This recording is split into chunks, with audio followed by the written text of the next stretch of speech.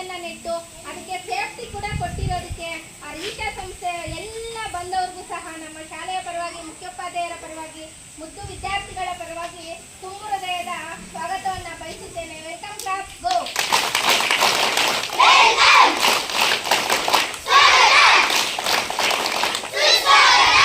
ನಿಮಗೂ ಕೂಡ ಸ್ವಾಗತ ಮಕ್ಕಳೇ. ನಿಮ್ಗೆ ಅದ್ರ ಜೊತೆಗೆ ಅವರು ಸ್ವೀಟ್ ಕೂಡ ತಂದಿದ್ದಾರೆ. ಬರೀ ಕೈಯಲ್ಲಿ ಬಂದು ಹೋಗೋದು ಬೇಡ ಅಂತ ಸರ್ ಯಾರಾದರೂ ಒಂದೆರಡು ಮಾತು ಮಾಡಿ. ಎಲ್ರಿಗೂ ನಮಸ್ತೆ ಮಕ್ಕಳ. ಸೊ ತುಂಬ ದಿನ ಆಗಿತ್ತು ಸ್ಕೂಲ್ ವಿಸಿಟ್ ಮಾಡಿ, ತುಂಬ ಖುಷಿ ಆಗ್ತಾ ಇದೆ. ಇವತ್ತು ನಮ್ಮ ಫೌಂಡರ್ ಆದಂಥ ಪಂಚ್ ಸರ್ ಅವರ ಪ್ರತಿದಿನ ನಾವು ನೆನಪಿಗೋಸ್ಕರ ನಾವು ನಮ್ಮ ಕೋಲಾರದಲ್ಲಿ 14 ಸೆಂಟ್ರಲ್ಲಿ ನಾವು ವರ್ಕ್ ಮಾಡ್ತಾ ಇದ್ದೀವಿ. ಸೊ ಎಲ್ಲ ಕಡೆ ಸೆಂಟ್ರಲ್ಲಿ ನಾವು ಪ್ಲಾಂಟೇಷನ್ ಮಾಡ್ತಾಯಿದ್ವಿ.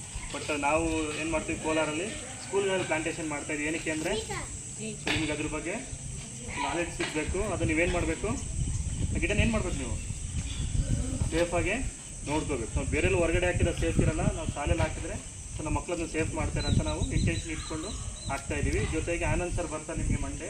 ಸೊ ಮಂಡೇ ಬಂದು ಏನು ಮಾಡ್ತಾರೆ, 6th ಅಥವಾ 7th ಮಕ್ಕಳಿಗೆ ಸೊ ಅಡಾಪ್ಷನ್ ಅಂದರೆ ದತ್ತು ಥರ ಕೊಡ್ತೀವಿ ಆ ಮಗುನ. ಅಂದರೆ ಗಿಡ ನೀವೇನು ಮಾಡಬೇಕು, ಈ ಶಾಲೆಯಲ್ಲಿರೋರು ಗಿಡ ನೋಡ್ಕೋಬೇಕು ನಿಮ್ಮದೇ ಅಂತ ಮಾಡ್ತೀರಾ.